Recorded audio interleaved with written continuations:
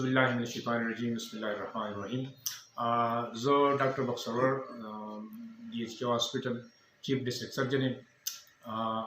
زه په نننۍ ورځ باندې خصوصي او د دې موسم په لحاظ سره د بیمارۍ په لحاظ سره یو میسج د عوامو ته ورکول غواړم چې یخني ده.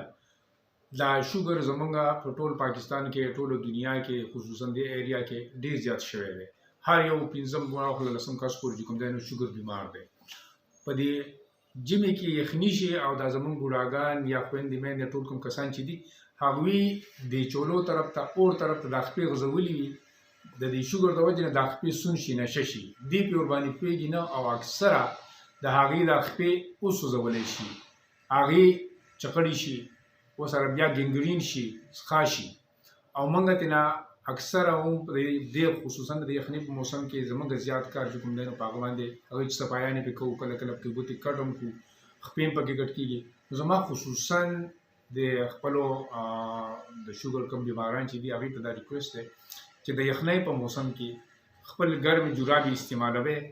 سهار تاسو اودس وکړئ نو تاسو ته اسلام اجازه درکړی دی چې بیا بار بار اودس نه بلکې د هغه ګرمو جرابو باندې تاسو مس هم کولی شئ.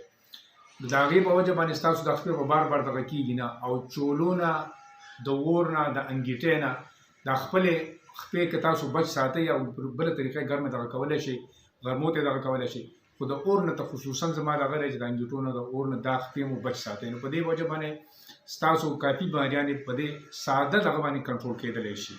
امید لرم چې دا زما دا میسج به تاسو میرټ آف سپیرټ باندې واخلئ او د هغې ته به اهمیت ورکوئ ځکه چې جان ہے تو جهان ہے او د شوګر بیماري هم په پرهیز سره کنټرول کېږي. نو ښه داسې دی چې سرجري تاسو ایوایډ کول غواړئ اپریشن ایوایډ کول غواړئ ځکه چا ګوته کټ شي خپله کټ شي دا ډېر یو غټه نښه ده یو سټیګما ده یو بیډ سټیګما ده شوګر به کنټرول هم دغه کېږي. نو زما ته خصوصي دا ریکویسټ دی چې یاره تاسو په دې ژمي کې خصوصا خپل ځان ته لږ توجه ورکړئ او د اور نه د چولو نه د انګیټو نه خپلې خپې بچ ساتئ. ډېره زیاته مهرباني. تھینک یو.